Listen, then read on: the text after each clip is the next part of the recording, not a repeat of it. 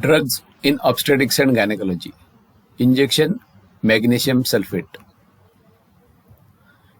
Injection magnesium sulfate is the drug of choice for the treatment of eclampsia, impending eclampsia, and in the case of severe preeclampsia.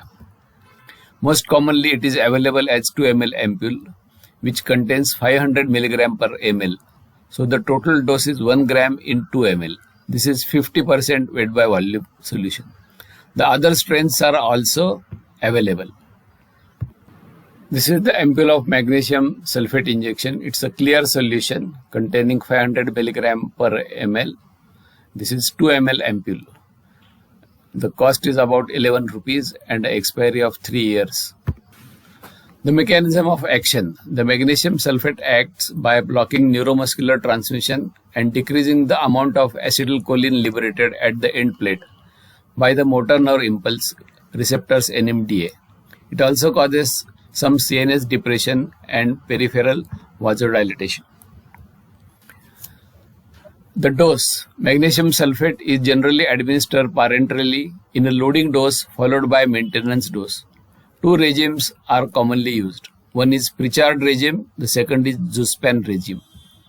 The pre-charged regime is most commonly used. The loading dose is intravenous injection of 4 gram, that is 8 ml, or 4 ampules of 2 ml 50% weight by volume magnesium sulfate diluted with 12 milliliter of normal saline or distilled water in 20 ml syringe, that is 20%, given slow intravenously in 5 to 10 minutes, and at the same time giving intramuscular injection of 5 gram, that is 10 ml magnesium sulfate with 1 ml of 2% lignocaine deep intramuscular in each buttock.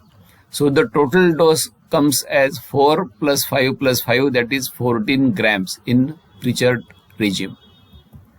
The maintenance dose in pre-charged regime is 5 gram, that is 10 ml magnesium sulfate with 1 ml of 2% lignocaine deep intramuscular in alternate buttocks every 4 hours.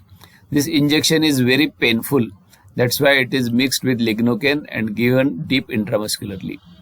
It is to be given for 24 hours after last convulsion or till delivery, whichever occurs later.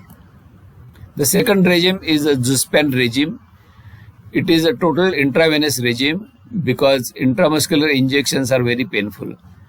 It consists of a loading dose of 4 gram intravenous and maintenance dose of 1 gram of magnesium sulfate per hour by continuous IV infusion. Magnesium sulfate toxicity and monitoring. It is important to monitor when you give magnesium sulfate. The toxicity signs watch for urine output, as the main excretion of magnesium sulfate is from the urine. If the urine output is adequate, rarely patient develops toxicity. The urine output should be more than 25 to 30 ml per hour. Check for deep tendon reflex or knee jerk. It is absent in toxicity. And the last is the respiratory rate. If it goes below 16 per minute, it is a toxicity. So these three parameters are very important. In case of toxicity, withhold the next dose and see the presence of any toxicity signs. The antidote for respiratory toxicity is injection calcium gluconate, which is given 10 ml 10% slowly over 10 minutes. This is given for respiratory toxicity. These are the plasma levels of magnesium sulfate, which causes toxicity at different levels. 1.2 to 2 is normal, while about 4 to 8 is therapeutic. But any level above 5 to 10, you should be very cautious. The muscular weakness DTR absent at around 10 milliequivalent per liter, and above 10 causes respiratory paralysis and then cardiac arrest. If the convulsions do not stop after loading dose or for recurrent episodes, you can give additional 2 gram diluted in 6 ml of normal saline in 10 ml syringe. That is 20%, give slowly over 5 to 10 minutes. This is the flow chart. If the convulsions do not stop or not controlled, you can use additional drugs. And if still the convulsions do not stop, you have to do emergency cesarean section. The other uses of magnesium sulfate are in preterm labor tachylysis, but nowadays nobody uses after the Cochrane review published that it is of no use. It has also neuroprotection of fetus, so it is given in impending preterm delivery. It is also given in adult stroke to reduce cerebral edema. Magnesium sulfate granules and lotions are used in dressing of wound for its hygroscopic action, which reduces the edema.